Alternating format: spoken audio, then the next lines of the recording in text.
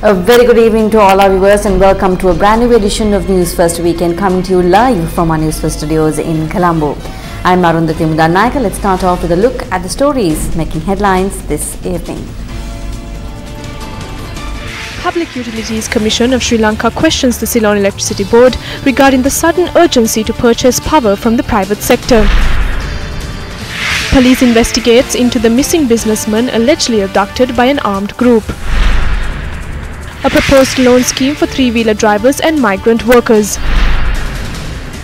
MP Sridharan charges that Ranil Wickramasinghe and Karu Jayasuriya deceived the Tamil National Alliance.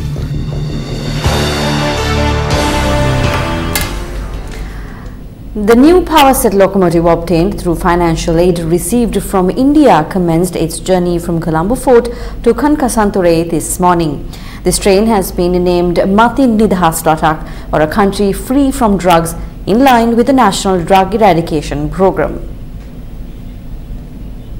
The new train commenced its journey from the Fort railway station this morning under the patronage of President Maithripala Sirisena. President Sirisena handed over the relevant documents to Minister of Transport and Civil Aviation Arjuna Ranatunga. This event was also attended by the Indian High Commissioner to Sri Lanka, Taranjit Singh Sandhu. Distribution of leaflets including information regarding the National Drug Eradication Program also took place in line with the event. The President travelled in the new train up to the Maradana railway station. The head of state stated that all must unite devoid of political affiliations to succeed in eradicating drugs from our country. The President also stated that for the first time in history, officials attached to the police and security forces will be felicitated with presidential awards for their commitment and sacrifice towards eliminating drugs from our country. The new train service reached Kurunagal around 9:30 am, where an awareness program on drug eradication was conducted with the participation of Dhamma school students. People at present are fed up of the political setup in our country. What our country needs is for everyone to join hands and make decisions to build our country instead of breaking it. If we succeed in doing this, that is a major achievement. There are approximately 674 unsecured railway gates in Sri Lanka. Under the bell and light system, we hope to install 200 gates, and a cabinet paper has already been submitted for this. We hope to install gates at all railway crossings by 2020.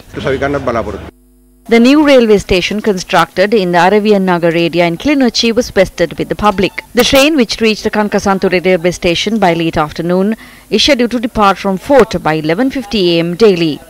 The new train also consists of 2 air-conditioned compartments, 2 second-class compartments and 7 third-class compartments.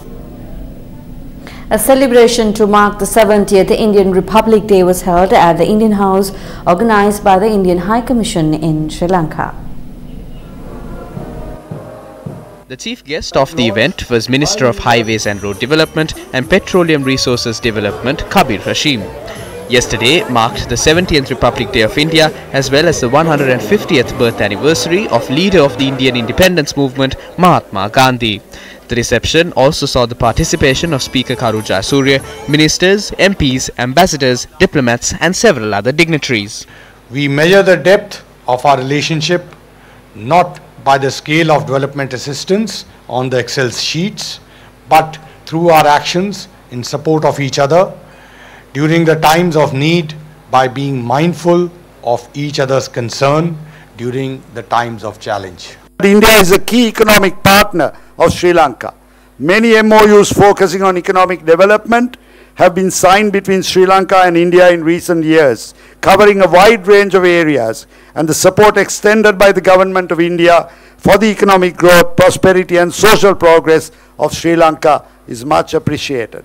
Sri Lanka and India also enjoy a strong defence partnership, and the 5th Annual Defence Dialogue held in New Delhi in January 2018 reached a successful conclusion. Colombo Naval Exercise Connects 2019, organized by the Sri Lanka Navy, commenced today. CONEX 2019 includes many naval exercises which are scheduled to be held within the Colombo Maritime Zone. The exercise is planned to be carried out in 2 phases centering the harbour and the ocean till January 29th. The opening ceremony was graced by Rear Admiral Ananda Guruge. Today, Action TV will be focusing on the prevailing power crisis in the country.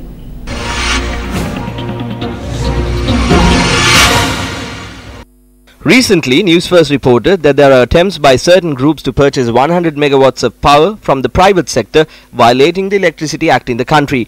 We also reported on how the matter had been advertised on print media and bids were being called. It was evident through this newspaper advert that they had not called the purchase an emergency power purchase. Instead, they had labelled it a supplementary power purchase.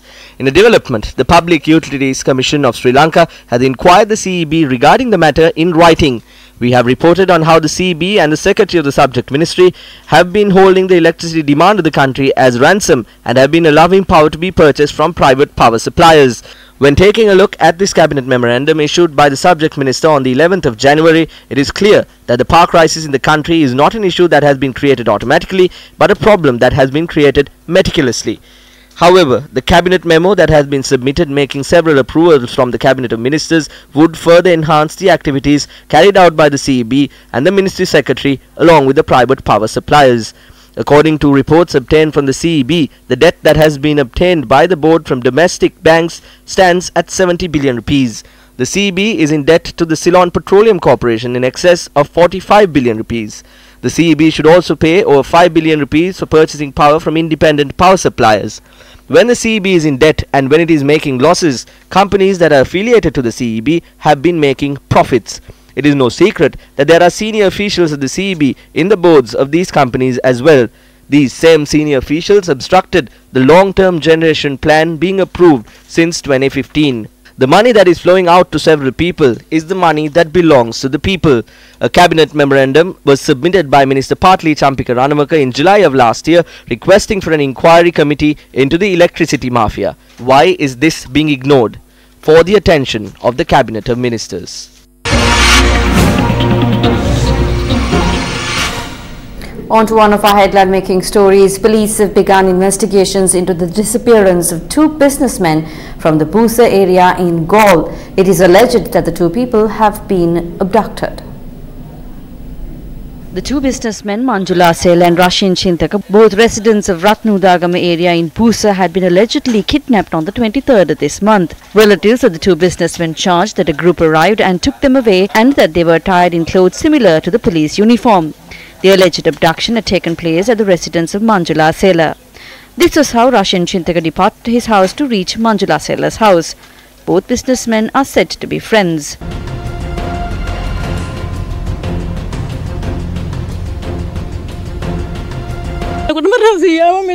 Rashi arrived and I went on to the other house. They were here discussing about an order for a wedding. I went to the other house to bring some fish.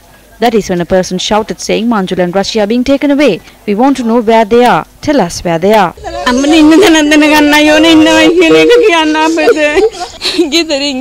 left the house saying he was going to the market and he took the money. We're helpless without my husband. Somehow find the father of my children. There was a blue color van and a white car. There had been a senior official with insignia. He had not got out of the van. He had been inside the van. He must be someone from here. Everyone else had surrounded the house and they had been carrying weapons. They were taken away with handcuffs. They do not have any enemies. The vehicles had been around from 5 in the morning till 8:30 in the morning. That is before this incident took place. They had parked near Sanath House atop the hill next to Ocean Hill. The Ratgama police has not accepted the complaint initially. They asked us to come back in the evening. When we went there in the evening, they had accepted the complaint. We went to Walana. We went to the police headquarters. We went to the Mathura DIG office. We went to the Gaul DIG office. All these people say that the police has not taken them and they are still investigating.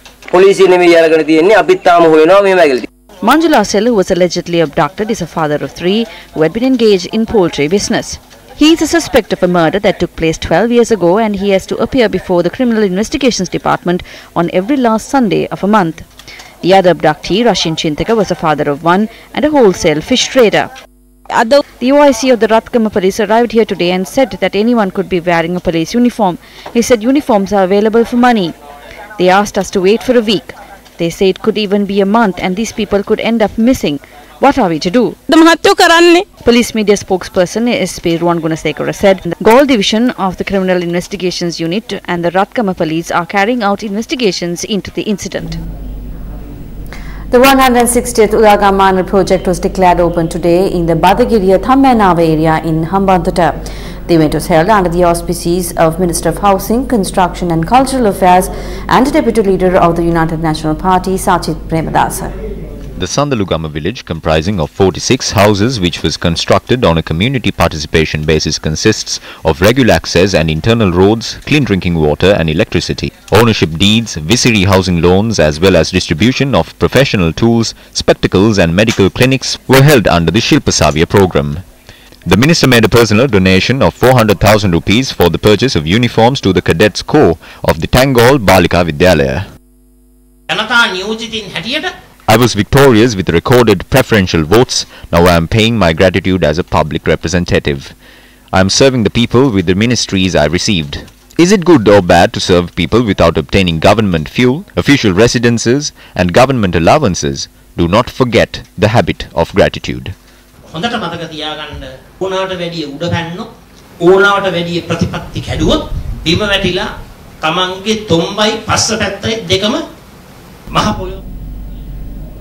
Ministry of Finance and Mass Media issuing a release said that a loan scheme will be introduced for migrant workers and three-wheeler drivers.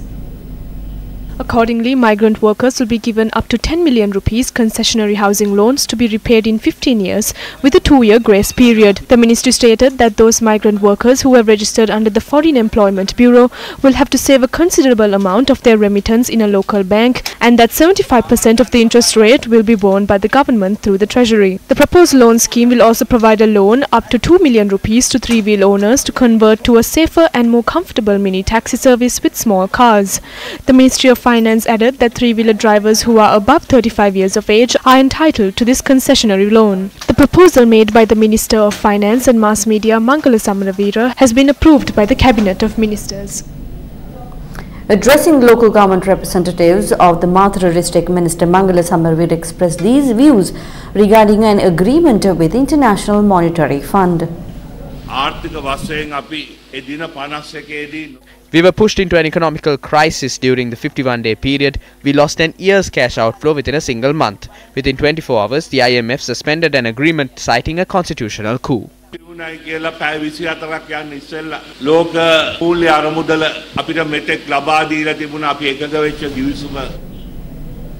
Meanwhile, former Minister Bandula Gunwaldana made these comments about the contract with International Monetary Fund.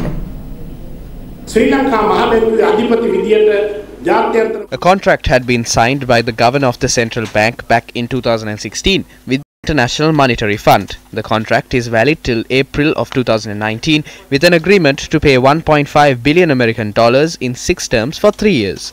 Conditions were set when it was given to Sri Lanka. First condition is that the Sri Lankan government minimize the budget deficit to 3.5% of the GDP. To minimize the gap between income and expenditure, income should be increased and expenditure should be minimized. There is no other option.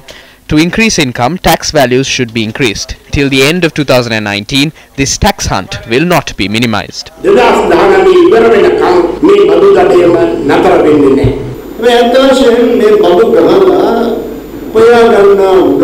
What does this government do from the income that is gained by the people?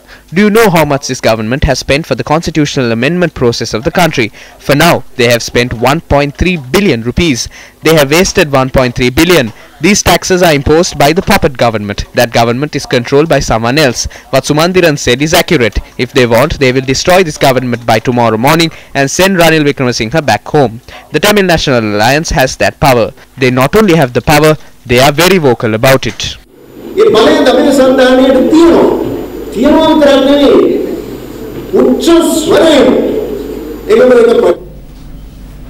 following is a statement made by TNA parliamentarian S. Sridharan. Various views were expressed by many opposition MPs in this regard.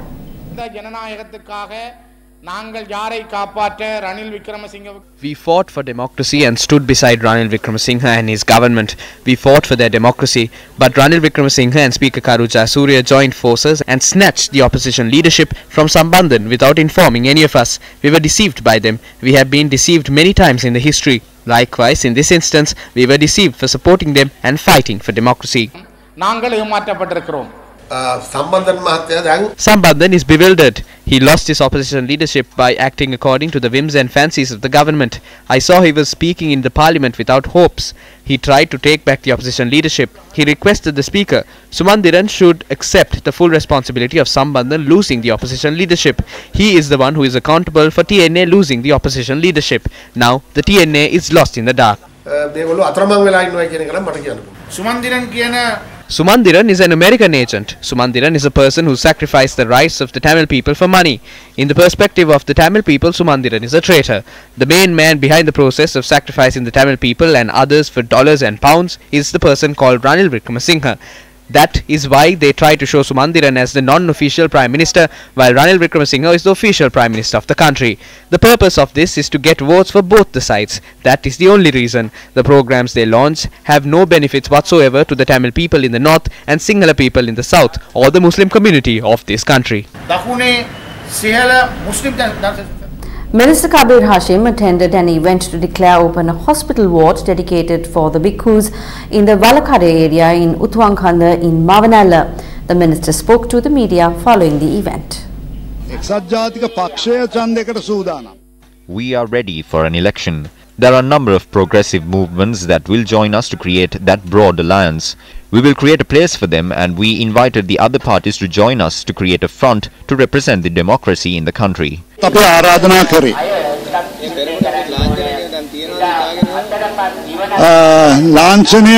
We did not focus on the symbol yet. We have not finalized our decision yet. Since we have other parties joining us, we have to discuss if we are going to use the symbol of elephant. We might come up with a new symbol. Following an event held in Colombo today, Parliamentarian Mujibur Rahman expressed the following views. Due to the forming of a national government, it was the UNP that suffered the biggest loss. This is the truth. There is a saying that goes, this is why I say there is no point in forming a national government. It's like a coin that is no longer valid. I believe the concept of a national government will be opposed by the UNP as well as the people who supported us during the 52-day political conflict. In my view, a national government is of no use.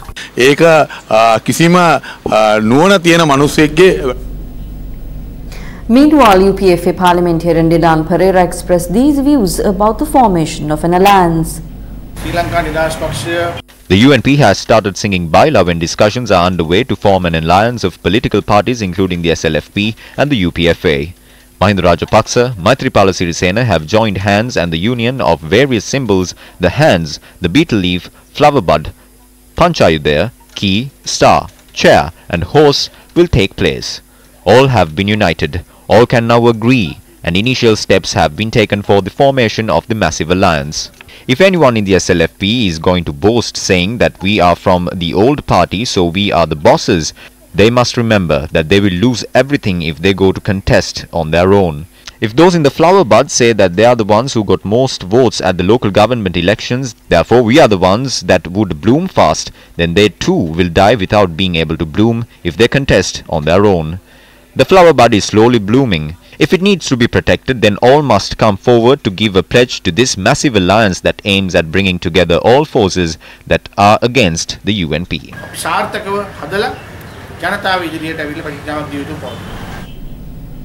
MP Nishant Muthuhettikam expressed his views to the media after a party members' meeting in Gaul. We are not ready yet. We are waiting till President Maithripala Sirisena makes a broader alliance, and we believe that Maithripala Sirisena will be the next candidate. We believe that he will dedicate a great leadership to a program which can develop and build the nation.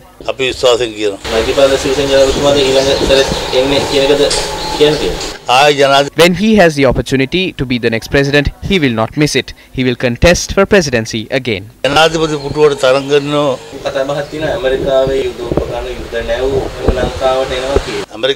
It isn't us who are dealing with the Americans. It is not even President Maithripala Sirisena. Prime Minister Ranil Wickremesinghe deals with America and he should be held responsible if something happens to the country.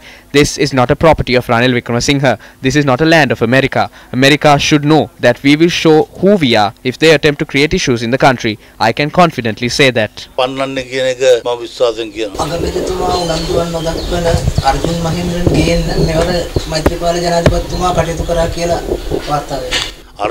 President Maithripala is committed to bring Arjuna Mahendran back. He has discussed about it during his visit to Singapore.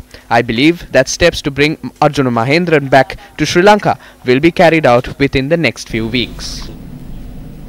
MP SM Chandrasena convened a media briefing in Anuradhapura today.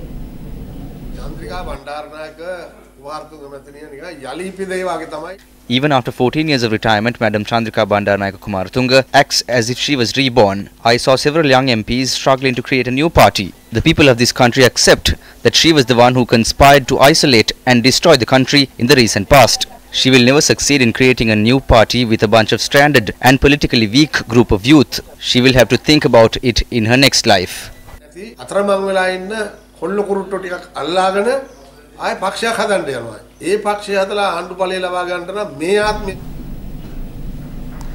State Minister Ranjan Ramanayake expressed these views to media following an event held yesterday.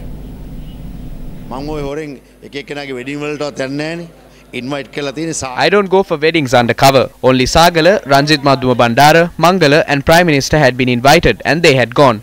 We are the ones who fought on behalf of them. We are not invited to the wedding. This is what citizens of this country should understand. People of that class are always friendly. I myself cannot assume that justice will be served right. I cannot imprison a person who is invited for wedding. Mahinda had invited the former ministers of law and order, Ranjit Madhuma Bandara and Sagala Ratnayaka. I don't know whether it is to patch things up. Mahinda made the list according to threats that he gets. Now, once they attend these weddings and feasts, we cannot go up to them and request them to appoint a commission or imprison someone. So the citizens have a question as to how justice will be served at special courts when such special friendships are formed.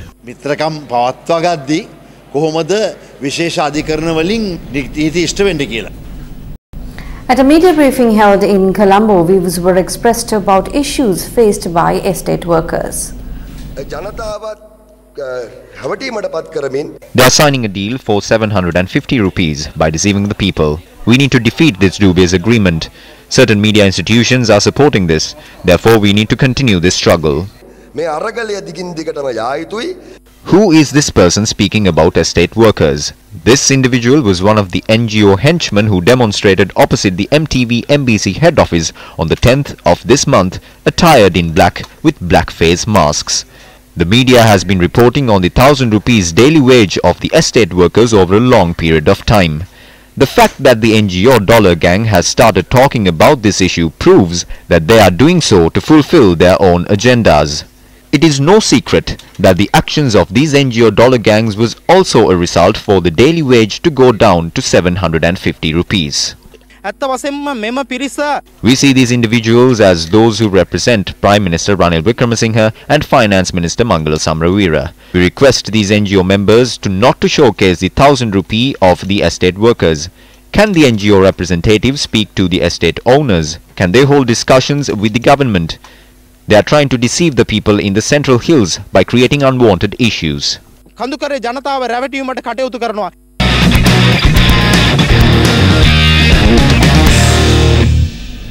The promotional activities of the Sports First Alliance Platinum Awards 2018 concluded in Batticaloa today. Program is conducted under the patronage of Ministry of Education and the Ministry of Sports. Education officials of Capital Maharaj Organization and Alliance and several other officials were present at the 2018 Sports First Alliance Platinum Awards promotional program, which was held at the Batticaloa Shivananda School. The program included several colorful displays and baseball, rugby and football sports were introduced to sportsmen and women. Krishna Kumar Vidulashan of Hindu College in Batticaloa was awarded with the Gold Award for the most talented sportsman of the Batticaloa district. Platinum Awards ceremony is organized to assess and award talented sportsmen and women in the country within the years of 2017 and 18. The award ceremony is scheduled to be held on the 29th of March at Stein Studios in Ratmalana. 20 awards and 10 medals are to be presented at the event. The Torch of Hope of Platinum Awards 2018 reached Ampara today, which continued from Batikalo through Khattankudi and Kalmune. And with that, we wrap up tonight's edition of Weekend Primetime News. Thank you very much for joining us. Good night.